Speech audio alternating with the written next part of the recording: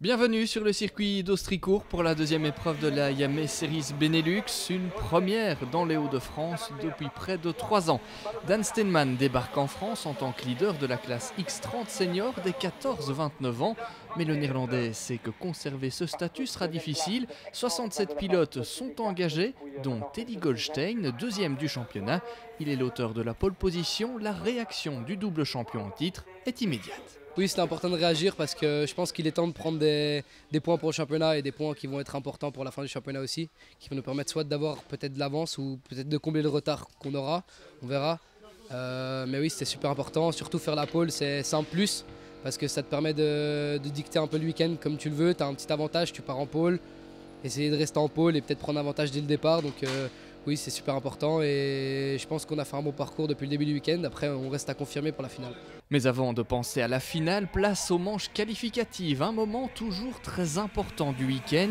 Il faut la jouer placée pour espérer partir depuis l'avant du peloton en finale, mais aussi pour marquer une première fois des points pour le championnat. Tout cela est déterminé à l'issue des manches grâce à un classement intermédiaire. Yannis Stevenhaidens est le plus à l'aise dans cet exercice, le plus régulier, le plus performant. Il partira en tête de la finale devant les 35 autres qualifiés. Une place de gagner par rapport aux qualifications. Bart Ploeg en gagne 6, le Néerlandais affiche aussi un rythme remarquable, tout comme Andrea Pellini, le Français a visiblement de bonnes sensations sur cette aire. Il complète le top 3 du classement intermédiaire devant Eli Goldstein et Sam Balota. Quant à Dan Steenman, il n'est que 9e après un abandon dans une de ses 5 manches. Le premier vainqueur de la saison est toutefois loin d'avoir jeté l'éponge, il donne rendez-vous en finale. Une finale qui aurait pu se disputer sous la pluie. Une courte averse est venue pimenter la fin du week-end à quelques minutes du départ. Pas de pneus pluie, mais c'est en slick sur une piste humide que les pilotes s'avancent sur la grille de départ. Yannis Stevenhaidens prend place sur la première ligne. À l'intérieur, le champion junior 2020 compte bien s'imposer, mais il aura fort à faire avec Bart Ploeg à ses côtés. Andrea Pellini juste derrière lui et Eli Goldstein en 4e position. La tension monte.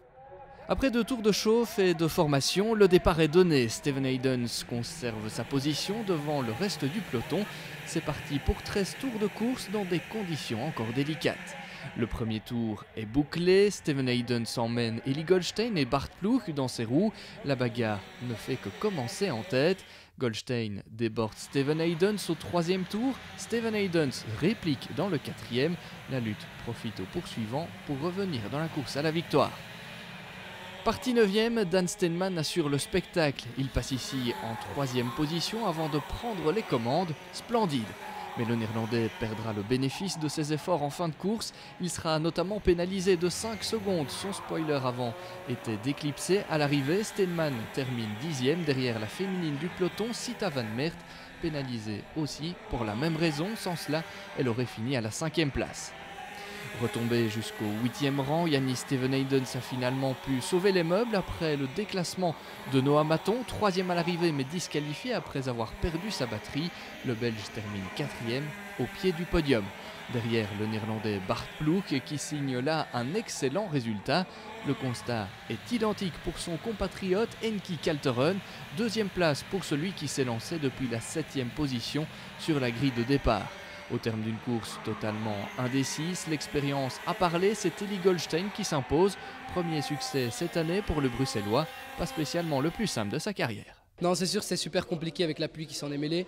Mais on a fait une super finale. C'était un peu difficile au début, mais à la fin, on a eu le setup qui a commencé à fonctionner. Je sais pas comment et j'ai réussi à aller chercher la tête. Et dans le dernier tour, c'était un peu osé comme attaque, mais c'était super. Et après, ça s'est un peu emmanché derrière, mais j'ai pu partir et c'est comme ça que je gagne la course. Et le vainqueur du jour fait coup double puisqu'il prend la tête de la Yame Series Benelux avant le prochain rendez-vous à Genk du 24 au 26 juin.